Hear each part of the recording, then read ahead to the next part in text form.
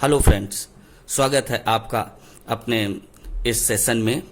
आपको ज्ञात है कि आज 69,000 भर्ती का जो फैसला आया है, जिसमें माननीय उच्च न्यायालय की डिवीजन बेंच ने 90 और 97 पर भर्ती करने का आदेश पारित किया था। उसको लेके बच्चों में बहुत तरह का भ्रम था, बहुत तरह का संशय था कि क्या होगा, कैसे होगा, आगे अभी कोई बाधा तो नहीं आएगी। तो मैं आपको बता दूं, उससे संबंधित एक संक्षिप्त शासनादेश जारी कर दिया गया है, जिसको लेके यह कहा गया है कि आप पुनरीक्षित उत्तर तालिका और इसके बाद आगे का रिजल्ट निकालने की तैयारी करिए। मैं आपको बता दूं, जब से दोपहर में माननीय उच्च न्यायालय का फैसला आया था, ठीक उसी समय से उत्तर प्रदेश सरकार, खासकर उत्तर प्रदेश के जो सबसे शीर्षस्थ अधिकारी और मंत्री थे, उसमें मुख्य रूप से योगी आदित्यनाथ जी, वो सक्रिय हो गए थे। अगर अनऑफिशियल बात मैं आपको करूं तो अनऑफिशियली उन्होंने संबंधित मंत्री और विभाग के उच्चाधिकारियों को इस तरह के निर्देश दे दिए थे कि इस भर्ती से संबंधित जो सभी औपचारिकताएं हैं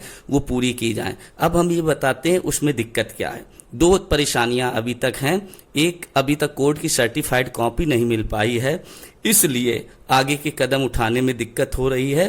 दूसरी, कोविड के चलते बहुत बड़ी संख्या में जो अधिकारी हैं वो अन्य कामों में व्यस्त हैं, कुछ तो बाहरी प्रदेशों में लगे हुए हैं, तो उसको लेके थोड़ी बहुत दिक्कतें आ रही। लेकिन फिर भी मुख्यमंत्री जी ने एकदम स्पष्ट कर दिया है कि यह भर्ती उनकी सर्वोच्च प्राथमिकताओं में से एक है। उसके कई कारण हैं। एक कारण यह है कि सरकार विपक्ष को यह बता देना चाहती है कि जिस तरह से आप भर्ती को लेकर भ्रम फैला रहे थे वह आपका सही नहीं है। दूसरी चीज, सरकार कोई ऐसा अब स्टेप नहीं लेना चाहती है जिससे भविष्य में इस भर्ती में कोई बाधा आए, क्योंकि इस भर्ती को लेकर सरकार की काफी फजीयत हो चुकी थी। लिहाजा खुद मुख्यमंत्री जी ने इस भर्ती की कमान संभाली हुई है और अधिकारियों को इस प्रकार के निर्देश दिए हैं कि भले ही प्रक्रिया में एक दिन विलंब हो जाए, लेकिन अब आगे जो प्रक्रिया आप चलाएंगे वह इतनी चाक चौबंद हो कि उसमें किसी तरह की रुकावट की कोई गुंजाइश ना रहे। यहां तक कि विधिक परामर्श भी लिया जा रहा है कि अगर प्रतिपक्ष अर्थात वह छात्र जो कि 0 से लेकर 40-45 तक भर्ती की बात कर रहे थे, वह कोर्ट जाते हैं तो उसमें सरकार का रुख क्या होगा। क्योंकि आपको पता है कि निश्चित रूप से वह पक्ष पहले ही कह चुका है कि हम कोर्ट जाएंगे, और हम सभी को मालूम है कि भारत में कोर्ट जाना किसी भी व्यक्ति का अपना जो है मौलिक अधिकार है कि वह अपने अधिकारों के लिए कोर्ट की शरण ले सकता है। यह कोर्ट पर निर्भर करता है कि कोर्ट उस पर किस तरह का फैसला सुनाता है। जहां तक कि मैं आपको बता दूं, पुष्ट सूत्रों के हवाले से मैं बता रहा हूं कि विभागीय मंत्री जी ने भी विभाग के तमाम अफसरों को इस बात के लिए कह दिया है कि आप रिजल्ट निकालने की तैयारी पूर्ण करिए।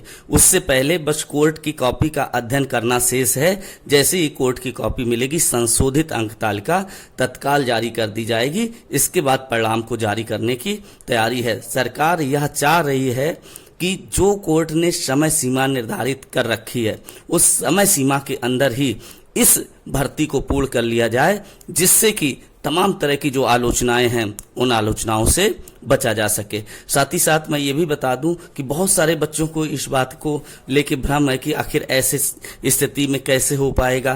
तो ऐसी कोई समस्या आने वाली नहीं है, क्योंकि अधिकांश जो प्रोसेस है वह ऑनलाइन होनी है। इसलिए बच्चों को इस काम में बिल्कुल भी नहीं दिक्कत आने वाली है। अगर हम पूरी घटनाक्रम का लब्बो लुआब आपको बताएं तो ये है कि सरकार इस भर्ती को लेकर बेहद गंभीर है और सरकार के अधिकारी इससे आगे बढ़ाने के लिए पायलट प्रोजेक्ट की तरह काम करेंगे। क्योंकि सरकार की सक्रियता इसी बात से बताते हैं कि आज 2:30 बजे खुद मुख्यमंत्री जी ने सभी विद्यार्थियों को बधाई दी।